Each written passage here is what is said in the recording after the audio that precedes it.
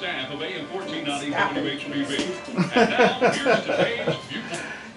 And good morning and welcome into the Wednesday morning Viewpoint for this Wednesday morning, September 13th, 2023. I'm your host, Randy Williams, and we're going to hold the calls for a few minutes. You can join us on Facebook Live on the Selma Post-Herald Facebook page. This morning, I have the pleasure of introducing to some, and many already know, Attorney Charles Bonner. Good morning, Attorney. How are you? Good morning, Mr. Williams. Good to be here. Now, a lot of people don't know. I tell you, I have to back up a little bit because Attorney Bonner showed me a book that he's written, and it's called The Tip of the Arrow.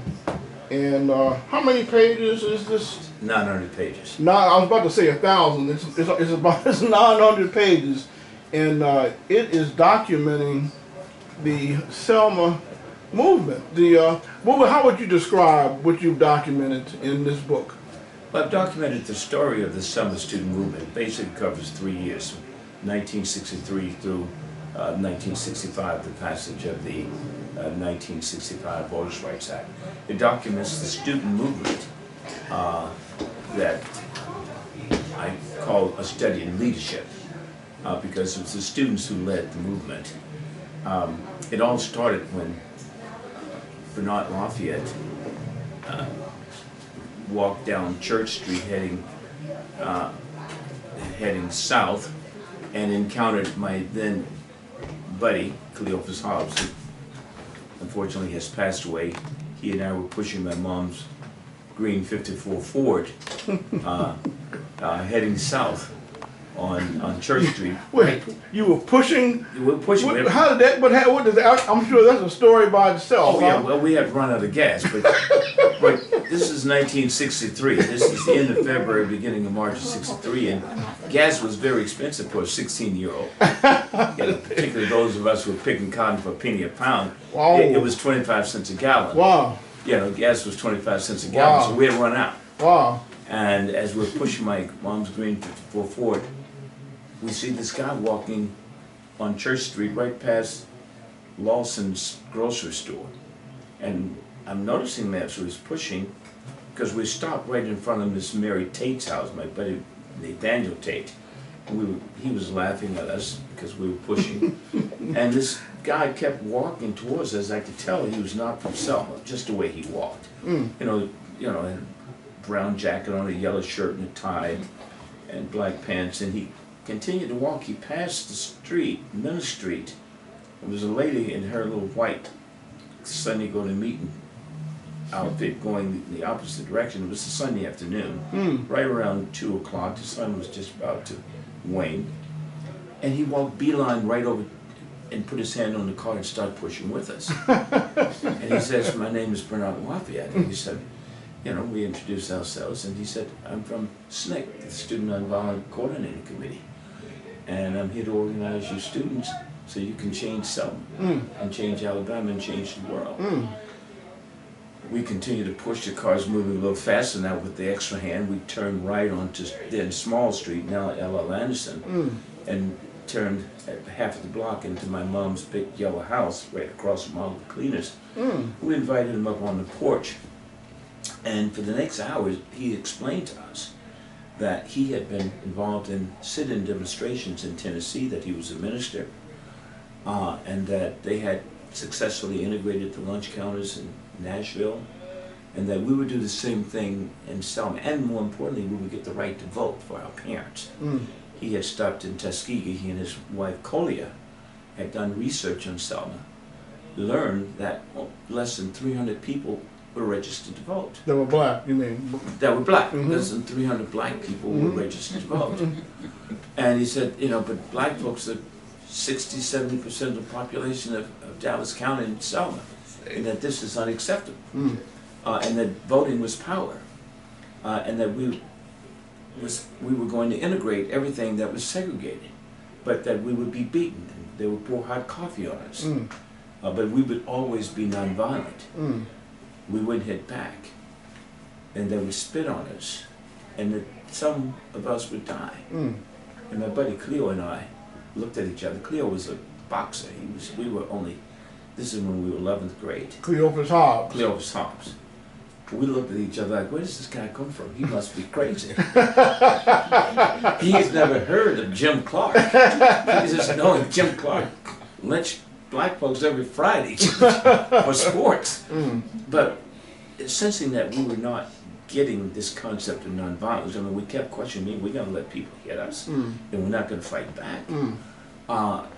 He said, yeah, but it's important that you be nonviolent. And so he told us the story. He said, I can see you all dressed like you just came from church. So yeah, I said, well, do you know the name of the man Mahatma Gandhi? I said, of course we know Gandhi. He said, do you know the name of the man that killed Gandhi? I said, no. He said, well, clearly you know Jesus Christ, you've been to church. We said, yeah. He said, you know the name of the men that killed Jesus? I said, no, they just told us a Roman, they didn't give us his name. You know, they were unhappy with what he was saying. And Bernard very pointedly leaned in and said, well, the reason you do not know the name of the men that killed Gandhi, or the man of the men that killed Jesus, is because they were evil. They were men of hate. They were men who did not understand that they were the embodiment of the Spirit of God.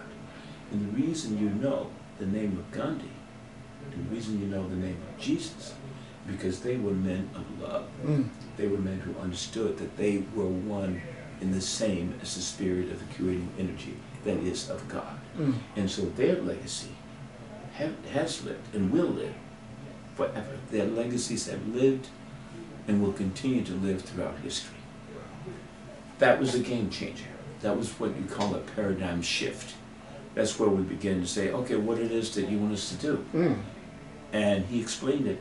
He wanted us to organize all the students at Hudson, meet at the basement of Tabernacle Church that Monday, and that we were going to learn freedom songs, we would write songs, we would learn how to be nonviolent, and we would go in and ultimately, when we were ready, and integrate Selma. So we looked at the clock on all the cleaners, had a big clock with red neon light around it, and I could see it's been at least 2.5 hours we've been sitting there talking. Wow. He left and walked down Small Street heading west to go back to his house on First Avenue and Union. And when he got about 10 yards, Cleo yelled out, hey, Bernard, can we go with you? He said, yeah. So we followed him home. He opened the door and this beautiful, smiling, brown-faced lady, Colia Lafayette, said, welcome, fellas. And she took us in, and we sat another 2 hours, and they just talked to us. And as I mentioned, it was Sunday, and Sunday was courting night. You always went to your girlfriend on Sundays and Wednesday. So as soon as we left there, Cleo went home. I beeline over to my girlfriend, Viola. And I said, listen, we just met these people. I don't know where they came from. They just parachuted in on us. And they told us that we were going to integrate Selma, that we were going to go in and conduct a sit-in demonstration, and we would be beaten, and they would pour hot coffee on us, they put cigarettes out on us, and that some of us will be killed, but that we would be nonviolent, and we will change Selma. And she said, to my surprise, well, good. I thought she would say, well, they're crazy, we can't do this. So maybe something is now going to change in Selma. And so that was the beginning of the movement. So every night we met at Tabernacle Church. And within 1 month, and I document this in paragraph 6 of my book, Tip of the Arrow, Collier wrote a report to SNCC headquartered in Atlanta to document what was going on in Selma, what she and Bernard and Lafayette were doing, as all the field secretaries were required to do, to document what was happening. So this is her report, April 6. And this is a report she writes. This is a continuation of the report from March 10th to April 6th. Now this is the end of February, beginning of March. And in 1 month, we now had, as is documented, over 30 students who had come and at Tabernacle and organized, and all of our names and addresses were documented. And we had an organization.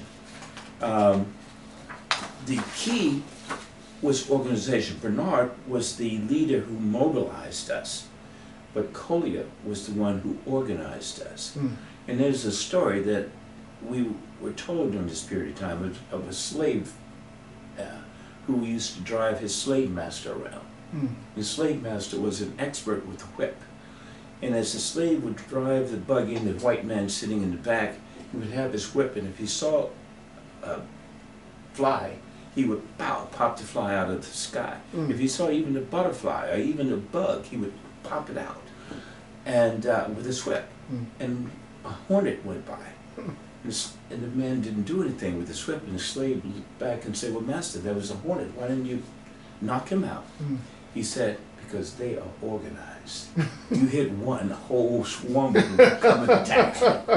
And that was the philosophy of Collier. So we had an organization, the Selma Student Nonviolent Coordinating Committee, Selma SNCC. We had a president. I was the president. We had a vice president, Willie Tate. We had a second vice president, Miss Jeanette and Mr. Grimes. We had chaplains. In fact, we had 2 chaplains. We had a correspondence secretary. We had recording secretaries. As I mentioned, we had 2 chaplains. We had a parliamentary. We had a typing committee. We had a recreation committee. Viola was on the recreation committee. There's about 10 kids who were on the recreation committee. And the point was that if you're going to build a house, you need to start with the blueprint. You need to start with a vision, and you need to have organization to effectively carry out the construction. And so when we had this organization, we made decisions by consensus. There was no, majority rule. We all agreed on what we were going to do. And so we wrote songs. In fact, I document songs in here that some of the students wrote. We practiced nonviolence. If we were attacked, if someone threw hot coffee on us, if we were arrested, we practiced. We would go limp. We would let the cops carry us out. And we did that from the beginning of March all the way to September 16th. And that is why we're honoring September 16th this year. It's the 60th anniversary. We're going to celebrate it on September 15th, but the event occurred on September 16th. And that event was the very first demonstration that we had in Selma. When we, without any adults, without Collier, without Bernard, on our own, decided that we were going to integrate the lunch counters at Carter's Drugstore. And the reason we did that is because that Sunday, September 15th, Cleophas and I were leaving Morning Star Church, where we were attending, listening to Reverend Acock, who was pastor. We got into his mom's green 1958 Chevrolet. We turned on the radio. We heard 4 girls just got bombed in the 16th Street chapter in Birmingham. And we was blown away. We said, what? We raced over to Union Street, to Bernard's and Collier's house, which we call the Freedom House. Knocked on the door, no answer. The door was always open. We went in, yelled for Bernard and Collier, no one was there. Picked up the black telephone next to the mimeograph machine that we had used for leaflets. We called Atlanta headquarters and said we want an adult to come, one of the field secretaries to come, because we want to demonstrate tomorrow to protest the killing of these 4 girls in Birmingham. Person on the other end said, there's nobody here, everybody's in Birmingham. We hung up the phone, we called our buddy Terry Shaw, Cleophas, Hobbs, Terry Shaw, and myself. We said, well, Collier and Bernard told us that they were not our leaders. They drummed in us. We are not your leaders. You will lead yourself. You will conduct whatever you do yourself. We are just here, but we're not your leaders. So we said, we have to do this. So we called all of our friends, everybody that we had already been practicing with. We went to Hudson High. We stood in the front of the door at Hudson. We said, we're going to Brown Chapel today. We're not going to school today. Monday, September 16th. And we're going to go down to Carter's Drugstore, and we're going to integrate it. So we selected a small group to go into Carter's, and everybody else stayed at Brown Chapel. We went into Carter's Drugstore led by Willie C. Robinson, who was maybe about 18 at this time. We were 16, 17. Willie C. went into the front door, As you go into Carter's, he turned left. There was a little candy counter. Went over and paid for Baby Ruth some kind of candy bar. Got his change, and we all then went over to the lunch counter.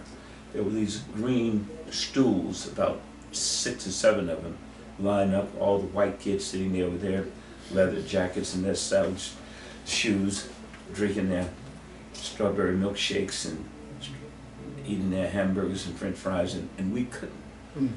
So Willie C said over at the counter, "Ma'am, I'd like to order hamburger and a Coke, french fries."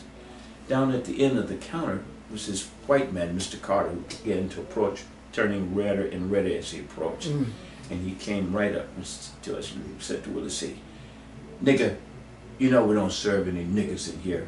Get out." Willie C very calmly, as we had always been taught, said, "Well, sir, why is my money good over here at the candy counter, but it's not good over here at the lunch counter?" This man reached under the counter, came up with a stick and the axe handle, bam, right across Willie C's head. Blood gushed everywhere. Cops came. As we've been taught, not everybody goes to jail.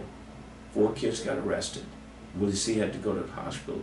We all went back to Brown Chapel, where everybody was waiting. We announced this is what happened. Willie C just got beat bloody with an axe handle. 4 kids now in jail. We have a decision to make. Do we go back to Hudson? Do we go back to school? Or we do go into the street and go down to the jail and protest the arresting of our classmates? Unanimously, we get back in the streets. So we marched then down to city jail to protest the arresting of our classmates, 77 of us students. We didn't want them to be lonely in jail, and we wanted to let everybody know that this was unacceptable. Unbeknownst to us, as we in jail, locked in, pierced through these bars, out of black faces, you see this tall white man with his gun and his jailer keys and his black outfit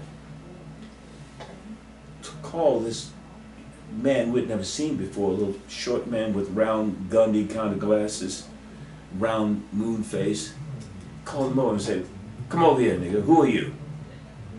This man stood up and walked over and said, "Mr. Worthlong."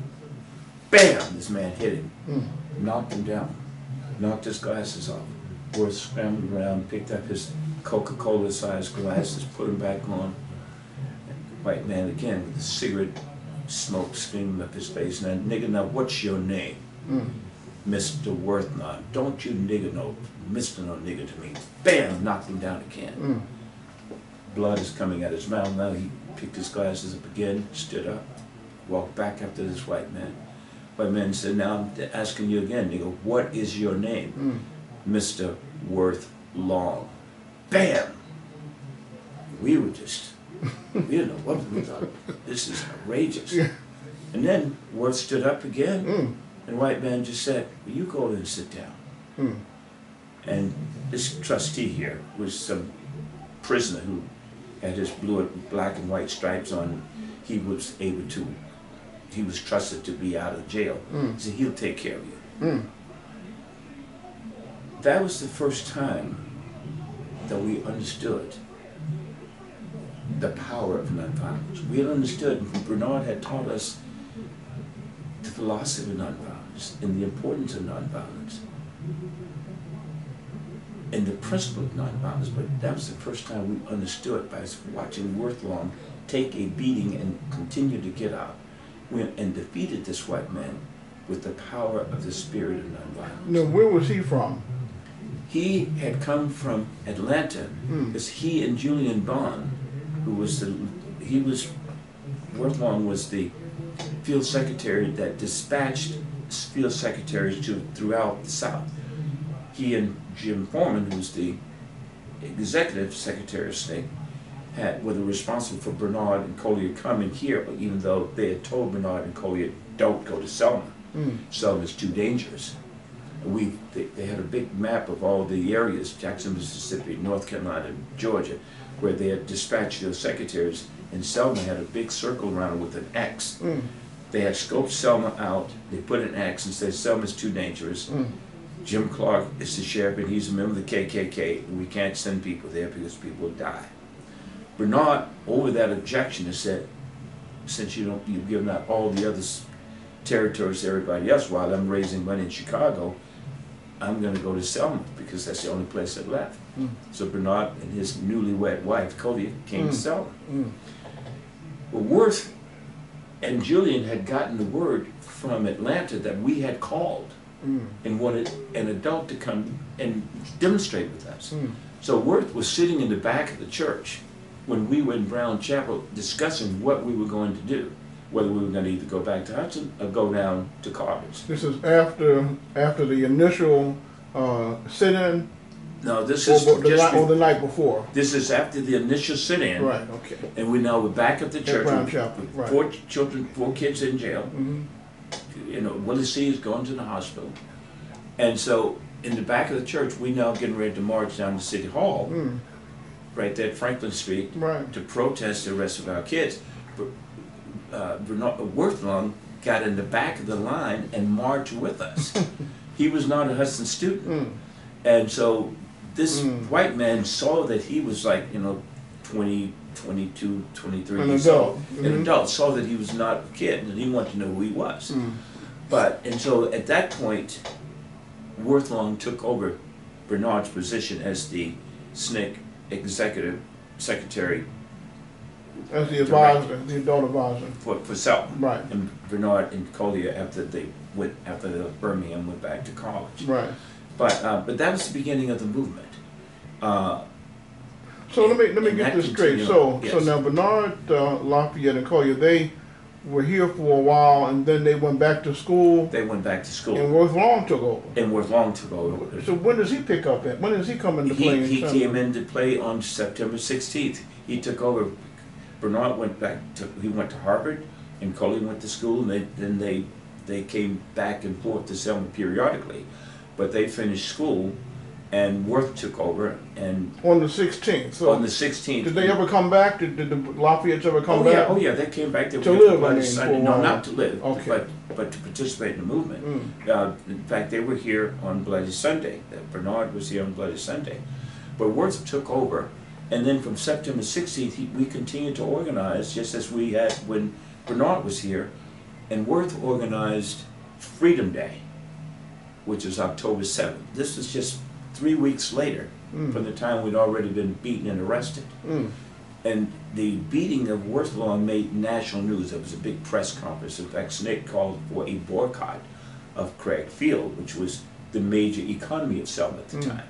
And we contacted the President of the United States and the Attorney General, which is the Kennedys at the time, and said, we want to boycott Craig Field because of this beating of Worthlong. It was a major press release, which I documented in the book, Tip of the Arrow. But on October 7th, Worth said, hey, we're going to integrate everything that's segregated.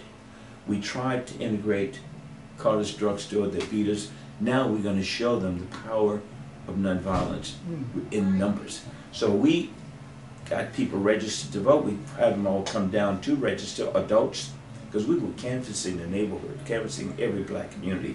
We had a map with every black community in Selma, and we would go out and try to teach them the literacy test, because at the time they had to pass a literacy test, and encourage them to come down to vote because they were afraid. Someone would tell us, boy, don't talk to me about voting. Black folks don't need to vote. These white folks are going to kill us. Leave us alone. And we would have to overcome this fear. But we got them all out on October 7th. And we want to have, and we're now organizing a Worthlong Nonviolent Freedom Day to commemorate. What day was that? Do you remember? October 7th, 1963. Was it a Monday or Saturday or? I don't recall what day of the week. Day I'll week, check it out. But this coming October 7th is a Saturday. Okay. So we're going to organize a celebration for Worth, who will be here. He's still alive. He's still alive. He's having some medical issues. His son is going to drive him. His son is attorney Will Long, and they will be here. And we have to honor him because the 3 black folks who freed us Negroes were Bernard Lafayette, Collier Lafayette, and Worthlong. So on October 7th, again, we turned out 250 kids. I mean, every kid in Hudson High at this point, we've been organized. And we integrated everything. The first place I went into was the library with a group of kids because we couldn't go in the library. Amazingly enough, we went in the library, we sat in, we were terrified, thought we were going to get beaten again. Young white lady librarian looked at us, we pulled books down the shelves and pretended to be reading. She just looked at us and kept on walking. You know, we said, oh, this is easy, this integration is easy. You know? We can do this. We left there and went to Thirsty Boy. Then we went to Wielding Theater. Well, now, what happened to Thirsty Boy? Did they... Well, Thirsty Boy, we got arrested at Thirsty Boy. We got arrested. But everything that was segregated, which was everything, if it was a public accommodation, we went in boldly, expecting now to get beaten like Willie C. Let me ask you a few questions because Sure. you said the Albert Hotel. Now, in the movie Selma, they don't show Dr. King getting beat at the Albert Hotel. What actually happened? Well, the movie Selma was what I call the Hollywood Lone Ranger. It was all about Dr. King. Right. They didn't talk about Bernard Lafayette. You didn't see anything about Collier Lafayette. You didn't see anything about the students. They didn't talk about Cleophas Hobbs, Carolyn Doyle, Viola Johnson. They describe it as a love story. It was a love story about Dr. King and Mrs. Right, King. exactly. In fact, that's why this particular event this year, the 60th anniversary of the very first demonstration, that ultimately led to not only Bloody Sunday, but most importantly, the passage of the 1965 Voters' Rights Act, which gave everybody the right to vote. Hence the birth of democracy. You know, black men got the right to vote with the passage of the 15th Amendment. White women didn't. Their mothers and their daughters, they didn't get the right to vote until the passage of the 19th Amendment in 1920, some 40-some years later, 50 years later. The white women got the right to vote. But black women didn't get the right to vote, and all people got the right to vote with the passage of the 1965 Voters' Rights Act. And that's because of what happened on September 16th, 1963, when Hudson High students, on their own, led this demonstration out that led right into Bloody Sunday, right into passage of the 1965 Voters' Rights Act. Hence, Selma is the birthplace of democracy, giving everybody the right to vote. When former Chief Henry Allen was in last week, he talked about something I didn't realize was happening in Selma, and you referenced it, that you were still picking cotton, and it was in the schedule of the school year was centered around that. For some? Yeah, for some, absolutely, 100%. I grew up out in Oroville, out in the suburb of Oroville called Cromptonia. Way deep in high cotton. Okay, and everybody that there was picking cotton for a penny a pound. I mean, that's in order to make $1, you had to pick 100 pounds of stuff. That's a lot of work. Which I could never do. Yeah. I could never even understand why I was picking cotton. I used to laugh. They said Abe Lincoln freed the slave. And here I was totally feeling like I was a slave, and I didn't accept that. Right. Even at 7 years old, I knew something was Something wrong. Something was wrong. But back to your point, your question about Hotel Albert Hotel. Dr. King went in with Dorothy Cotton and some of the other SCL people to integrate the Hotel Albert. This is after we students have started the movement. So they intended to integrate. That was their point. Absolutely. Okay, all right. I mean, Dr. King and Andrew Young, they all came into Selma because of what we students had started. I just spent 3 hours with Andrew Young in Atlanta. He said, we only came in because of what you all were doing. Right. You know, you brought us in. But they went in, registered the hotel, and some white man came up from behind Dr. King and bam, hit Dr. King while he was at the counter registering, knocked him over on the counter. In fact, I have the picture of that incident in the book, Tip of the Arrow. And that's what happened. That was totally omitted in the movie Selma. The movie Selma, don't get me wrong, used FBI film and records to tell that story, which was accurate for Dr. King. And what Dr. King did, bring national attention to Selma. But it was not a documentary. It's a movie. It was a documentary of Dr. King. And that's why it says The Lone Ranger. It definitely was brilliantly done as to Dr. King. But it didn't tell the story of the Selma Civil Rights Movement. And most importantly, it didn't tell what I consider the tip of the era, which are the R.B. Hudson High students. The 14, 15, 16-year-old students as Viola Johnson and I were at the time, and Cleophas Hobbs and Terry Shaw, all the way through 18. All of us high school students who had been emboldened and empowered by Collier Lafayette and Bernard Lafayette to look in the jaws of the devil and march resolutely. What's amazing to me is that what if they had not come, and we know that the 16th Street Baptist Church would have been bombed anyway, but you guys would not have been that prepared. Well, that's a very good question. If Collier and Bernard had not come, black folks would still be picking cotton for a penny a pound. I mean, you look at what's going on then. We're picking cotton for a penny a pound. They were killing us without a license. They'd go out and shoot a rabbit. They needed a license. They shoot black people. They didn't need anything. That is happening today. They're still killing us. They still are saturated with this hate of us for no reason whatsoever. They're going into churches and shooting us down. They're going into public accommodations and shooting us down. Yes. So we are still in those ships that they brought us here in. Now the ships all have holes in them and they're leaking. And every black man and woman need to have all hands on deck to dump the water out of these ships or we will all sink. This is no time to be concerned with a PhD or I'm a lawyer or I'm a doctor or I'm all this. Everybody is who they are because that's the way God created them, and right now their purpose is to liberate black people, not only in Selma and Alabama, but across the globe. Because of what has happened to us, we all in poverty everywhere. There was just an article, Elaine Brown, who's coming to keynote speaker, just emailed me this article about poverty in California. Now California has the 5th largest economy in the world. If it were a country, it would be the 5th largest economy by a country, but it's just a state. But yet, in Oakland, California, which is predominantly black, that's 47% poverty. In East Oakland, there's almost 50% poverty. And this is us black folks. It's the same here in Selma. It's poverty in Chicago. In New York. Yeah, and how are they going to do, one of the things that, because I lived in New York for a while, I was blessed in that I was making enough money to live decently, but I remember when I would, I had a girlfriend that I would pick up, and her and a child, and I would ride through Harlem to go pick her up and come back. And, but the part of Harlem that I would ride through was obviously drug infested, and I would ask myself, how in the world are they surviving on minimum wage if they're working at all? And at that time, you couldn't find a 1-bedroom apartment for under $600 a month. Yeah, they're not surviving.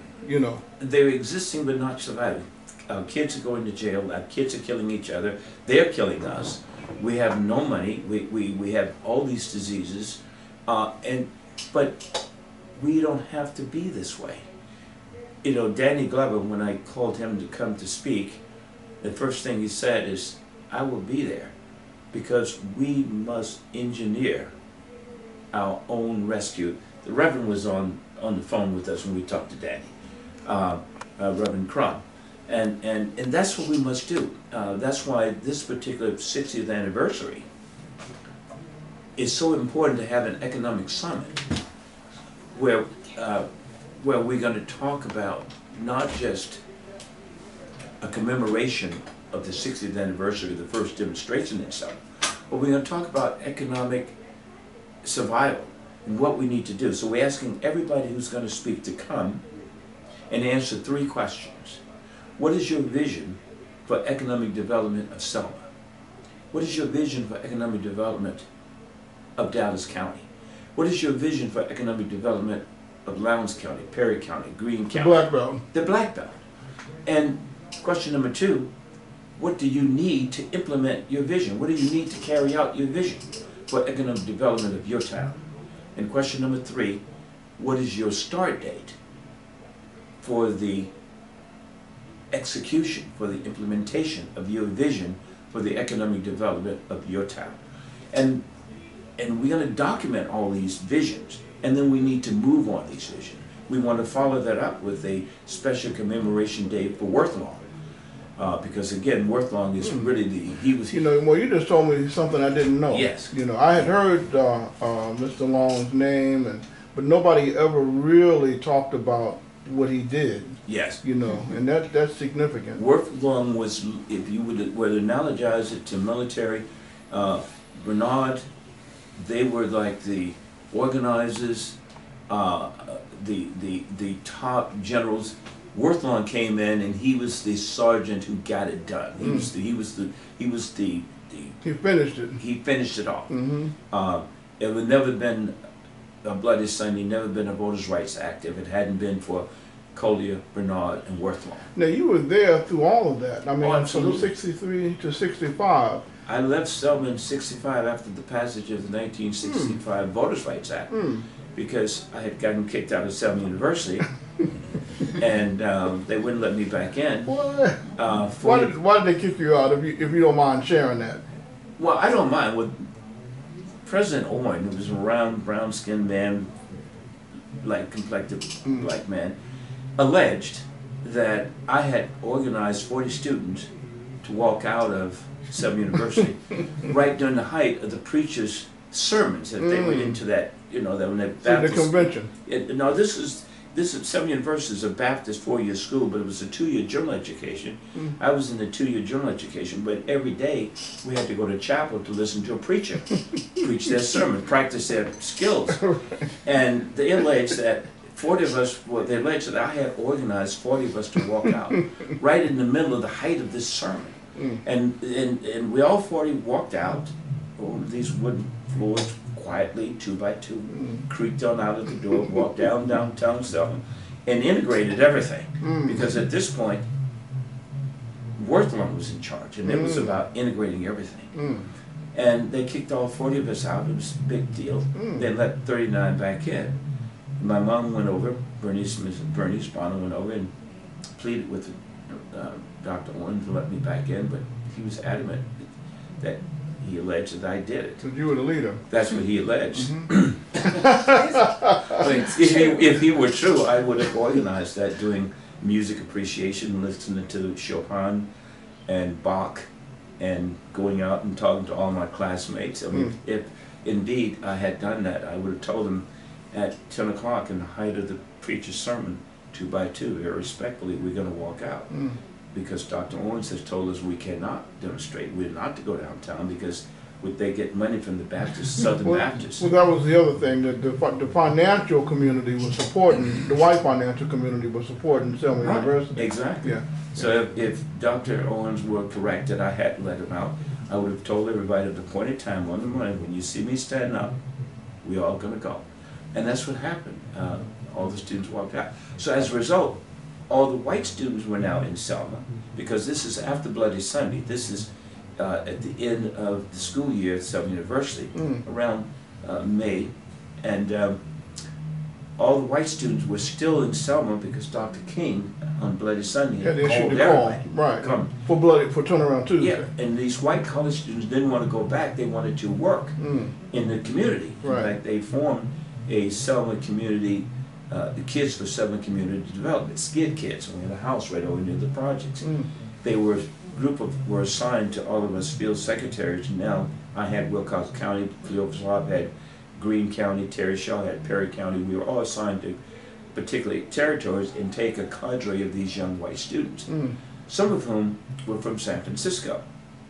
And so when they learned and read that I had been kicked out, they said, hey man, why don't you go to San Francisco and go to school? And this tall black guy, Charlie Love, and his story is told in the Tip of the Arrow, said, Charles, I'm from San Francisco State, I'm a master's student, and I'm the president of the Friends of SNCC.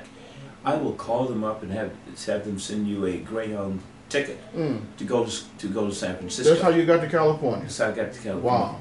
They gave me a Wow. Greyhound ticket. I got on a Greyhound ticket Wow. with a white girl who had decided that she was going to go to San Francisco and not go back to the convent and go to school out there as well.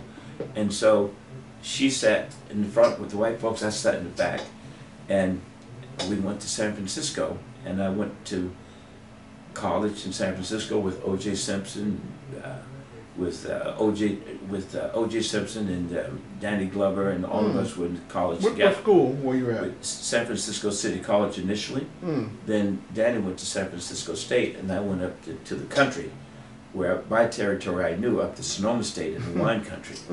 And so I got a degree up there in Sonoma State, and then ultimately went to Stanford, and ultimately went to Tanzania for a year and a half and came back. I got stuck to law school right after I started at Stanford, then withdrew from Stanford and went to law school. Why did you choose law? Because of Selma.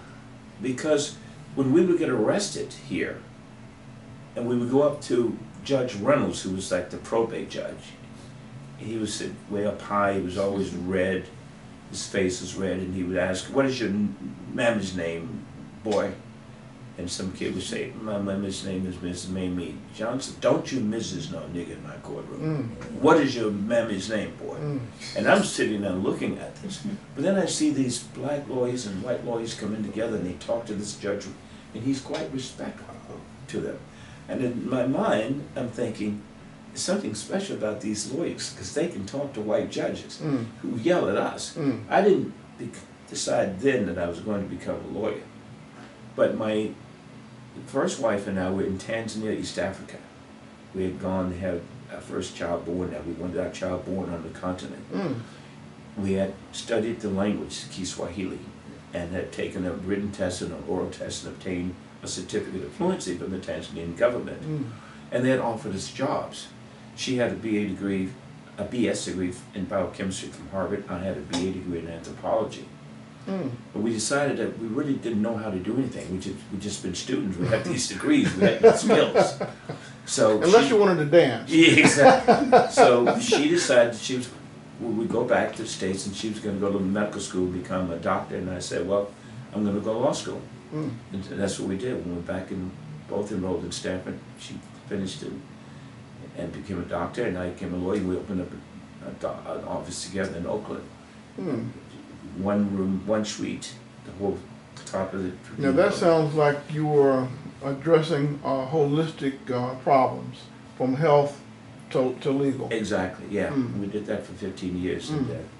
And I still practice law. I've been 45 years. Do you have a specialty? Civil rights. You're Just the civil rights. Constitution, yeah. Right. So all that done. That's what liberated us in Selma. Howard, I don't know if you know Howard Moore. He came and represented a bunch of voters here in Selma, Mr. Albert Turner. Right.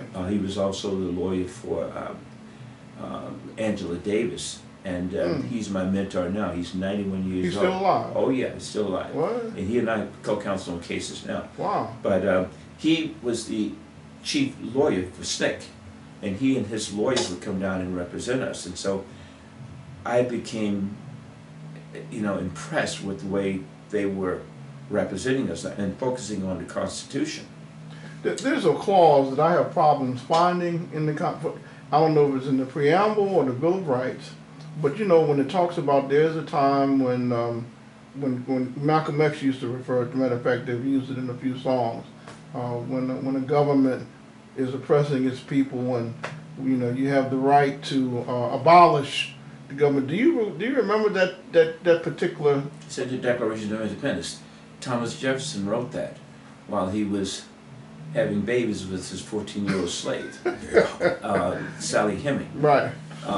He said, we hold these truths, that all men are created equal, and that they are endowed by their Creator with certain inalienable rights, which means you can't transfer them, that they are in you. Inalienable rights given to them by their Creator, and the word Creator is with a capital C, which means is God. Among them, the right to life, liberty, and the pursuit of happiness. Not happiness, but your right to pursue it. And that's the problem we have in the black community. We don't have a right to pursue happiness because we're wallowing in this black hole of poverty. We got to get out of this poverty by creating self-reliant jobs. That's why I'm so impressed with Reverend Crum, because he's had so many businesses. Be self-reliant is the way to go. I mean, I've had a lot of businesses. He even had a credit union. I know. That's right. That's right. He was trying to get at the heart of the problem. That's right. That's what we have to do now. We've been joined, by the way, Yeah. by Reverend Crum. Yeah. But after, you know, after that part where it talks about the pursuit of happiness, Jefferson goes into talking about... Right after that, he says, if there comes a time when your government is not addressing your safety and your health, it is your duty to abolish that government and establish a new.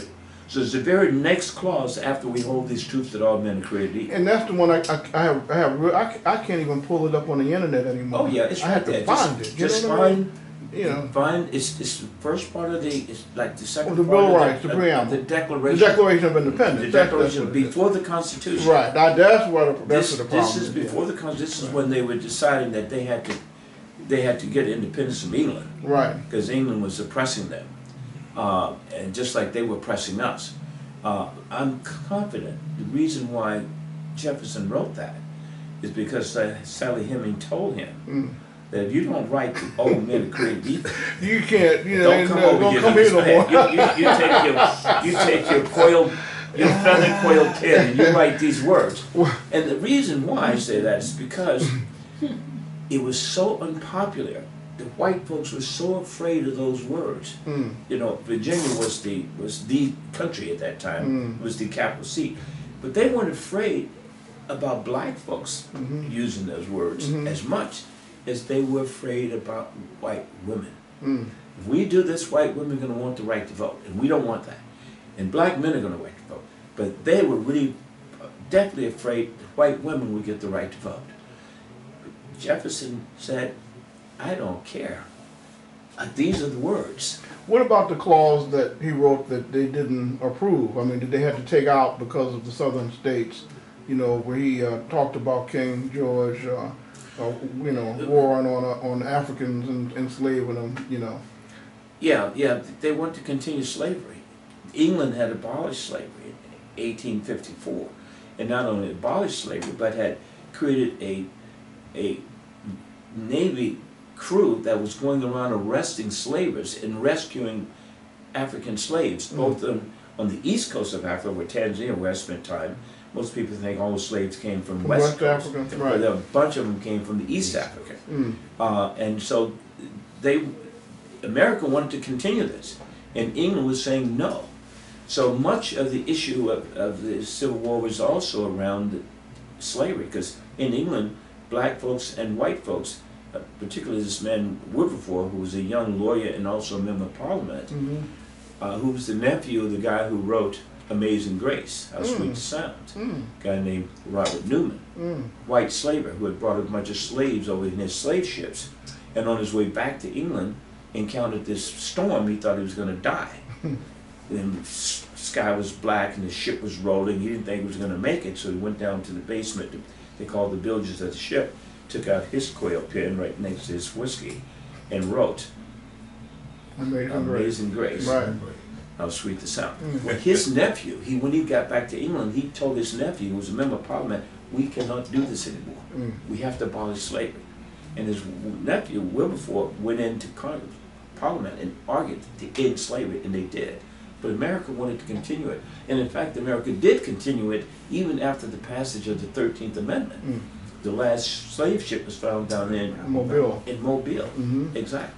So that was the whole debate. And also there was a whole debate about how they would count the slaves for voting purpose. And so they wanted to count us as 3/5 of a person. They did, and that's in the Constitution. We're not even a whole person.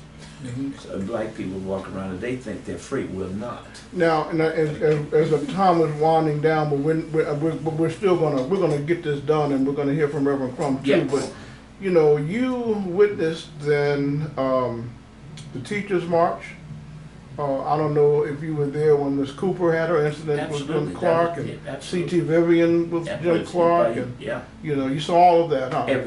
Every time there was any event, I was there. I went to jail again and again and again. In fact, I just got my arrest record from the FBI. and they left out about 5 of them, very important restaurants. And I wrote them back and told them, I'm really disappointed in your record keeping because I was in jail in Jackson, Mississippi in June 1965 with John Lewis in the same cell for 2 weeks and then for another 30 days in compound, and you didn't include that. You didn't include my arrest in Wilcox County, and they didn't have a sense of humor about it. No, but they didn't. But you know, February 1965, James Orange is imprisoned in Marion. Yes. And I understand C.T. Vivian was the speaker that night at the church when Jimmy Lee Jackson was shot. What is your memory of what happens from there up until the march? What happened is that March.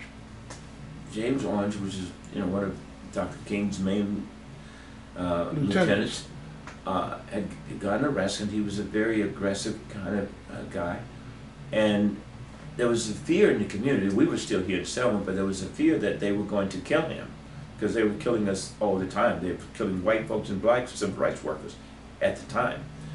And so everyone decided to march to the jail to be present, to protest, to keep him safe and protest his arrest, 1, 2, to make sure that they didn't kill him.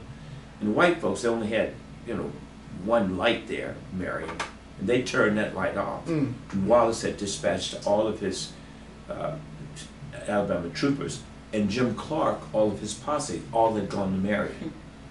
And Jim Clark was there. Oh, okay, I didn't know that. Yeah, and his posse from Lowndes County. Yeah, and so you know the story. Jimmy, when they started beating all the demonstrators, they were going to strike Jimmy Lee Jackson's mother, and he got in front, and the cop shot him. I even traced that cop down and got a surreptitious interview with him, with the white cameraman. He gave it to Michael Jackson and told him, this is the guy who lives in Black Alabama, and he needs to be prosecuted. Yeah, Flower is his name. He was married to, he went to Vietnam, he was married to a Vietnamese. But he, I tried to get everything out of him, but he just in cold blood shot Jimmy Lee Jackson. And at this point, James Bevel was the lieutenant for Dr. King. It was James Bevel's idea that we carry his body to Montgomery, to Wallace, because it was Wallace, Alabama State Trooper, who killed Jimmy Lee Jackson. And we and SNCC were reserved about carrying his body, but we were reserved about the whole march because they were killing us so frequently. But it was the consensus. Now we had a Freedom House over in East Selma. We all met and decided, yes, SNCC is going to do this. Is that where Reverend Tucker, the house that Reverend Tucker has now? Yeah, well, I don't know if that's the house where he is now, but, but that was the SNCC house. Down the street from Reverend Reese? After we moved from Union Street to Freedom House. Right. And we agreed that, John Lewis would lead that along from SNCC, along with Hosea Williams from SCLC, as the unity between SNCC and SCLC. And that we were going to go. And so Cleopas Hoff and Terry Shaw and all of us students, we met at Brown Chapel early that morning, lined up 2 by 2. And now it's rumored that the march was supposed to have happened on that Monday, and that was why Dr. King wasn't there on that Sunday, and that the organizers decided they wanted to do it anyway on Sunday. Is there any truth to that? No, I'm not aware of any of that. It was never really intended for Dr. King to be there because it was too dangerous. It was always that John Lewis and Hosea Williams, and Bob Mance, and the lead in the march was Hosea Williams from SCLC, and John Lewis from SNCC. Right. Those were and then the rest of us adults and students. That was the consensus, and that's what happened. Now, they also said that the 4 of them had pulled straws to see who would actually be the leader, who would be up front. Well, John Lewis and Hosea were very clear that they were going to do it. Okay. This straw pulling, I'm not aware of any of that. Okay. Yeah. That's the story Bob Mann, that's what Bob Mann's, kind of said that Yeah. that's what had happened. Bob Mance, who then became the snake leader for Lowndes County in Whitehall. Right. He stayed. He came down and he stayed and organized Whitehall, organized Lowndes County. Right. He may have been close to that. I was not. Right, I got you. Okay, I'm just, So I tell you what, we're gonna take a break, Okay. and then we're gonna go over a little bit this morning, and then we're gonna hear from Reverend Crum and give him a chance to lambast us. No. No, I'm exaggerating. I'm the voice of reason. You the voice. I know. We're gonna we'll take this break, and we'll be back with more after these messages. Man, this is the best, and I'm a history major. This is the best class I've ever had. Yeah. And we're still on Facebook, and I'm also still recording. Oh, okay. Yeah. But I want to know, where's this passion today He still has it. that you guys had Yeah. 60 years ago. Where's that passion? But Well, that's Comes to the erosion of our history. yeah, exactly. These children don't know who they are, and that's why they want to keep it out of their hands. That's rap music and That's a social part of media it, and TikTok because who's behind the rap industry? Well, It ain't us. And No, we've been having that conversation, with the Jonathan Daniels CDC and the John Robert Lewis Black Belt Community Development Process, which has come up, in fact, last week in our last meeting. A young lady, a lot of people have said, well, where are the young people need to be at the table? And so I'm even made the observation that you guys, and your ages, 17, 18 years old, the leaders were, Bernard Lafayette that was in his early 20s, He was 22. all the leaders were in their early 20s, but where is that age group now? Yeah. And what are they doing? That's a good point. It's by design why you don't see that age group now. Right. It's by design. Exactly. All these decoys, all these distractions out there. They know what's going on. Exactly. That's why they want to keep the history out of these children's hands. That's right. Don't want you to know who you are, because when you know who you are, you straighten your spine. That's right. But do we depend? But do we depend, or even expect, the state or the government or the educational? We people? never expected systems. Yeah, we created our own. Yeah, the system's not going to do it. We've never we- expected so the we've system gotta of the do it. government to back us. No, this has to be known. That and has, talked about. second to the Bible, that has to be in This every is home what I'm itself. talking about. Yeah. See, yeah. Well, this that's is, Jim. That's Jim Clark. It's so, That's what I was gonna say. I love the fact Go ahead. that Jim Clark was standing and Charles would not back down no matter what. He and that trench coat, Okay. he would. that's me at 17, and that's Jim Clark, and I'm singing. Ain't gonna let That's Jim who it Clark is. turn me around. No matter how turn he me tried around. to Right to quiet his him, face, that's directly what was to his going face. on. I mean, what is not shown there is all the beating that we took right after that. Oh, man. They beat us up into the courthouse. Well, and then And then lastly, when he was in, what kind of facility he was in, Charles did an interview with him, and it's also in the book. Interview with But Jim then, Clark. Randy, but check this out. Check this out, Randy. These are Selma natives. yeah. Listen at my daughter when you and I were talking one day and she walked off. She said, "Dad, who's that?" I said, "He's from Selma." Right. She said, "Really?" Right. I said, "She said, he doesn't sound like he's from Selma." I said, "Baby, Selma ain't always been like you see it today." That's right. Yeah. So we Well. had educated black folks. Well, see, We had folks. We had a true black middle class back in the day. Selma was considered a mecca for Yes. black education nationally. Yes, That's right. With yes. Selma University and So we just got to Pain. get back to our roots. Yeah, I and tell you. these are moments and stuff that's happening in history now. Right. It's pushing us back there. That's right. Well- That's right. We don't see it. We don't want to admit it. But that's where it's pushing us well, back to our responsibility. I have a problem with us being too reliant on one particular party. Oh, of course. We're too loyal. Well, you should have listened to Dr. King. Dr. King said, "Don't get stuck with parties. That's Become right. the conscious of whichever one you affiliate with." That's right. Now that's what yeah, that's right. Yeah, you become conscious the of it. conscience of Right, it. you don't have to. The Lord knows we need some conscience over there on that other side that I we left.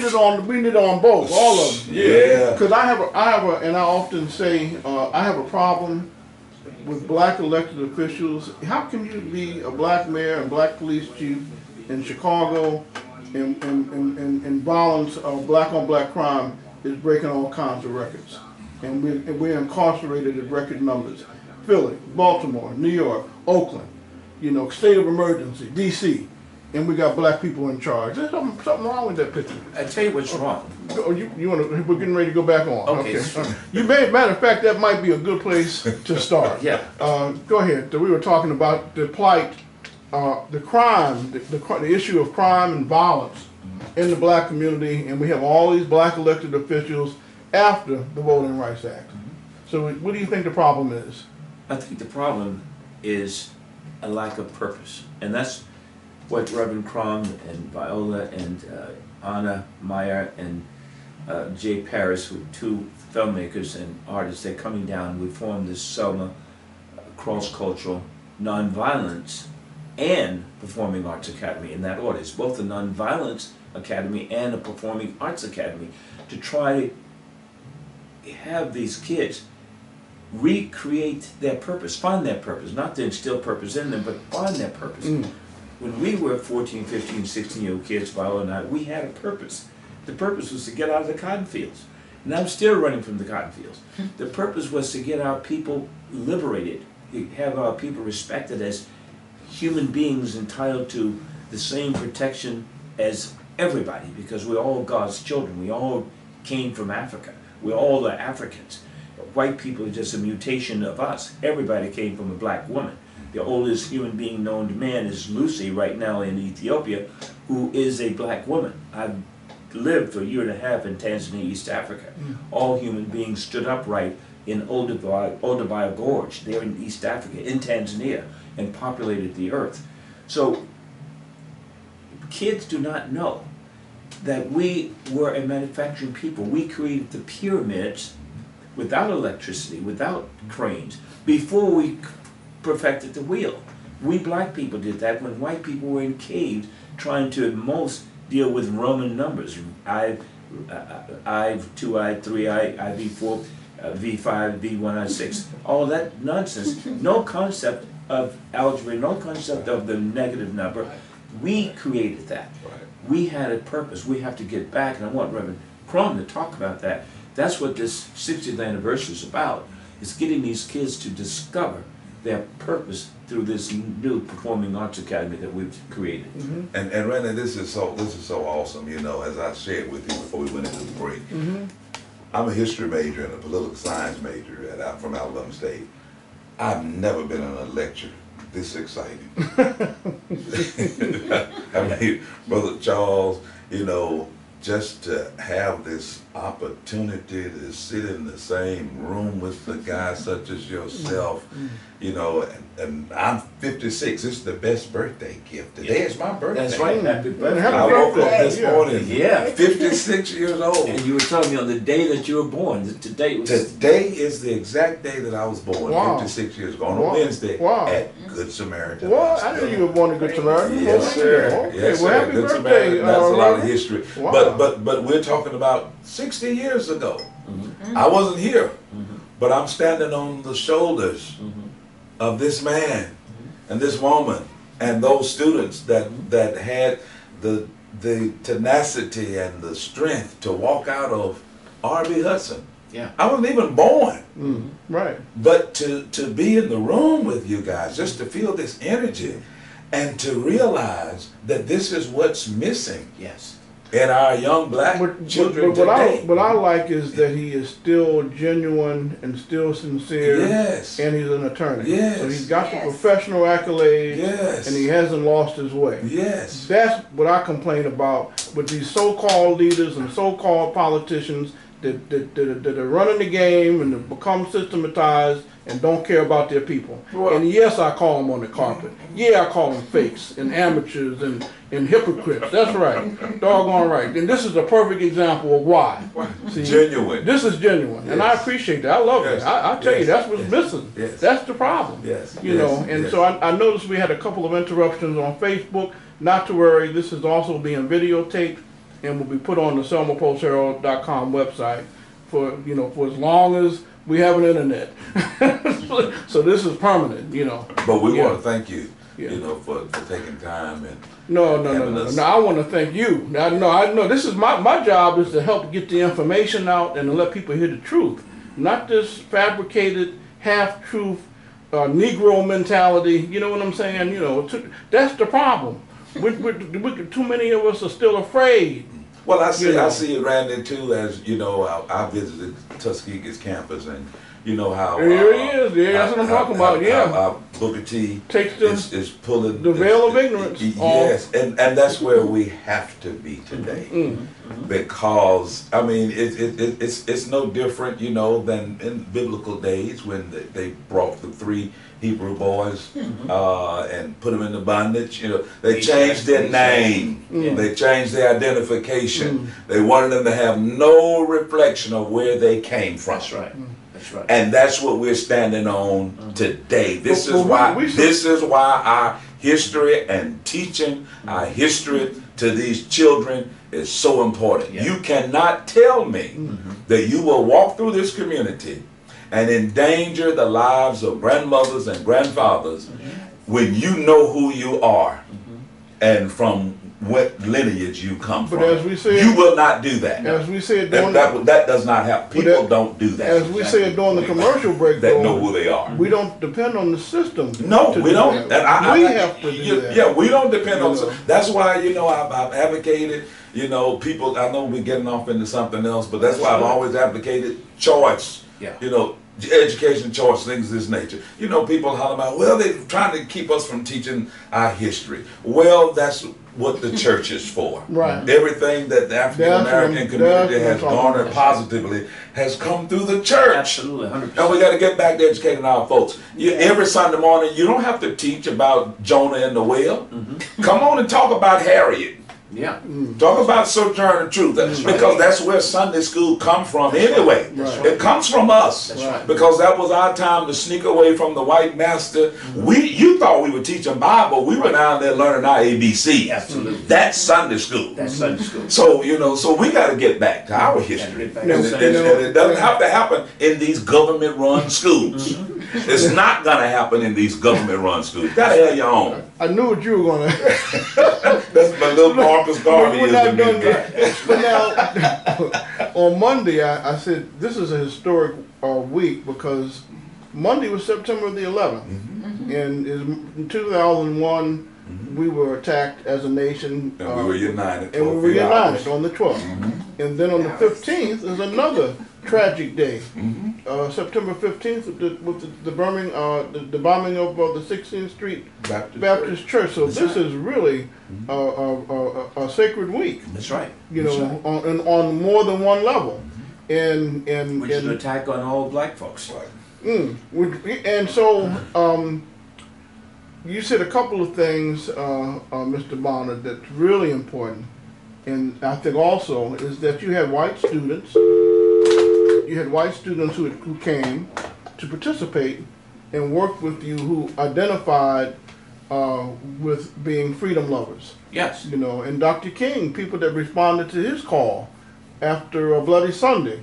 You know, it wasn't just it started as a black movement, but as you said, the birthplace of democracy. Yes. Yeah, absolutely. SNCC had white field secretaries, you know, and I tell their stories, some of their stories in my book, but I worked directly with people like, now her name is Maria Getton. She was named Joyce at the time. She's changed her name, Joyce by Brian, and then Bob Block. Robert Block, it was a kid that I lived with when I lived Selma. His parents was so rich they had a house that took up a whole block in Atherton, California, which is 40 miles outside San Francisco.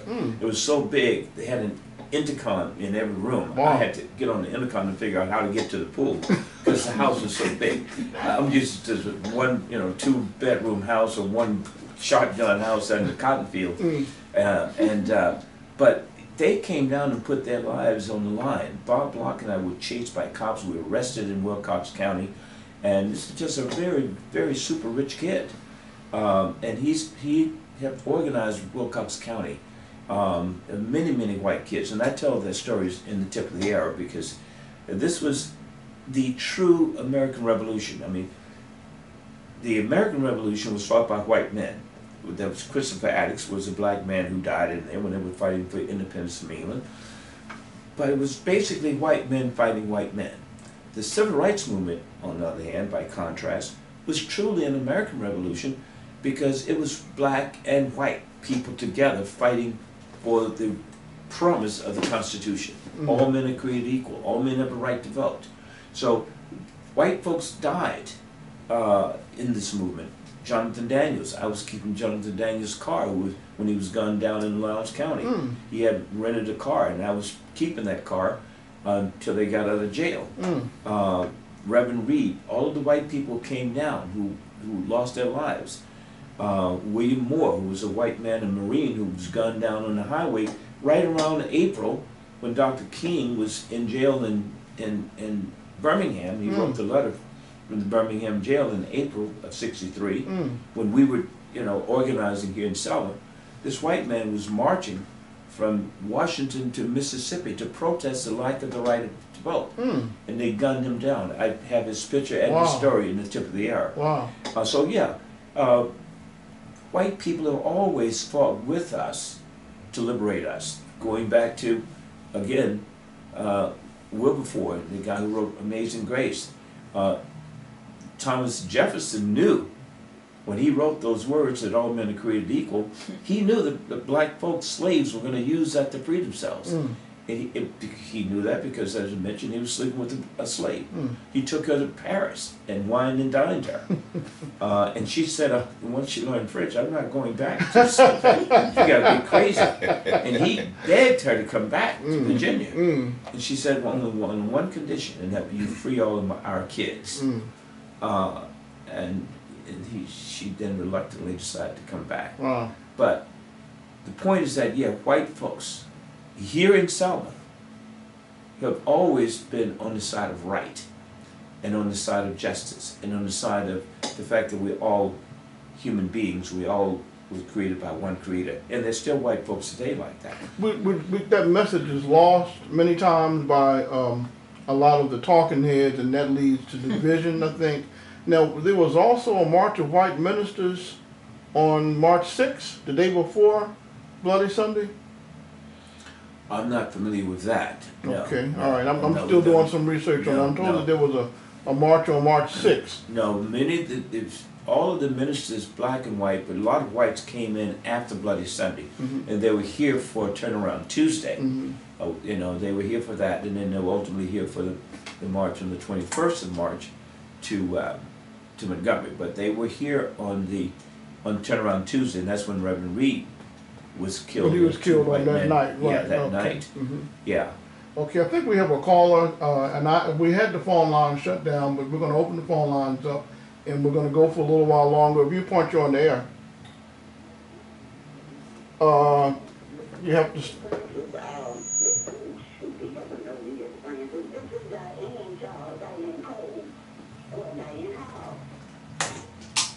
She said this is Diane Hobbs.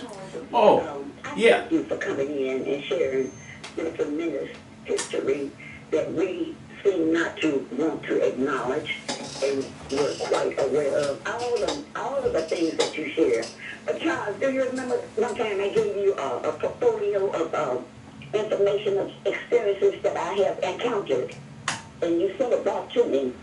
I was just wondering, with the slow progression of America, is there something we could do to emphatically get them on point what is reality and what is not. But Charles, I'm looking forward to seeing you by some way, some nick of a cranny. I will get a chance to see you. I want to talk with you personally. Dr. Crum, Reverend Crum, I appreciate you bringing your history out because I don't know whether you remember this man, James Ratcliffe. James Ratcliffe. Mr. Ratcliffe. Anyway, James Ratcliffe Yes. was so inspiring with the Constitution and the history that we needed to know in order to go out. And you men are articulate. I be listening to the white men who come on this station. They don't seem to have much information and the articulation of the history as to who and what we are about. Thank you. Well, that's Diane Hobbs, a very close friend. She's the sister of Cleophas Hobbs. And Cleophas Hobbs and I were in each other's Go ahead. I'm sorry. house back and forth. We were like brothers, and Diane was like a sister, and her sister Janice, and of course her mother, Miss Amanda Hobbs, and the brother Nolan Hobbs. We were all just very close, and Cleophas was one of the bravest people in the movement that I knew. Not only was he the first student along with me that Bernard Lafayette encountered, but he remained a true, authentic revolutionary until his death. He was my best buddy in the world. And this book, Tip of the Arrow, is dedicated to Cleophas Hobbs. Thank you, Diane, for calling in. And I do plan to see you. We're going to take this last break, and also the book will be featured on the selmapostherald.com website. How do people buy the book? Well, I will be selling some of the books at both the mass meeting on the 15th, Friday, as well as the banquet. And I want everybody to come out. Come to the banquet, come to the mass meeting. Danny Glover is going to be here. We're going to make Danny Glover one of the main leaders of the Selma Cross Culture Nonviolence and Performing Arts Academy. We want him to be the main performing arts leader of that organization, because he is a performing artist. But he will be here, and you will have an opportunity to make a movie with Danny. This event will be filmed. We have some film crews coming down from Boston. They will document this in film. They intend to get it on Netflix. They intend to even perhaps do a series on Selma. So we want all the students, particularly the students, all the students from in all the schools to come out and make a movie with the legendary filmmaker Danny Glover. He's been in hundreds and hundreds and hundreds of movies, and again, he's dedicated to our liberation. He pointedly told me when we called him up, Reverend Crum and Viola Johnson and Anna Meyer and Jay Parrish, we've been the committee that's been working with local folks here to make sure this event is a success. But when we called Danny to ask him to come, first thing he said, I will be there. We must be the engineers of our own rescue. And that's the theme of this. And then that's going to be a movie that's going to feature you if you come out to the mass meeting at 1 p.m. at Tabernacle Baptist Church. But come and march with us. This is going to be a commemorative march 60 years ago to commemorate 1963, September 16th, when approximately 100 students walked out of Hudson High and went down to integrate Carter's Drugstore, to integrate Selma. And this is a commemoration of that 60th anniversary. But most important is also the 60th anniversary of the start of the Selma movement, and to honor the woman who organized us, and that's Coley Lafayette, who passed away last November. But her spirit lives with us, and she was here for the first annual Coley Lafayette commemoration day where Reverend Crum spoke. But we want everybody to come out and make a movie with Danny. All the students come out, and I tell you, you students, you will discover your purpose. And your purpose is very divine. It's you imbued by God with a purpose here, and you're going to come and find your purpose at the mass meeting as well as the banquet. It's only $30 a person. For the banquet, it's going to be a real healthy meal, but you're also going to have some healthy spirit. And as Jesus would say in the face of the minister, you're going to get some of the living waters. They talk about in John 24. There you go. Let's take this last break, and I'll be back with more right after this. Yes. I'm glad you talked about banquet as well. Yes. As an opportunity. We want to get that. We want to get that. Yeah. Get everybody to come out. And then what I'll do is from here on every morning, I will be pushing it hard. Yeah. And then I've got one of the flyers up, but I'm going to double it up. I'm going to put all the flyers on the internet. Very good. It should be in an article in today's 7 Times. It You know, is. There's the picture in there. Yes. Yeah. On the Okay. front Okay. page. Yeah. You may want to mention that also. Yeah, you know. and tomorrow it should come out in this full page in this Selma Selma Sunday. Sun. Yeah, Right. we have a full page in there. Right. Okay. All right. Randy, the information in the Selma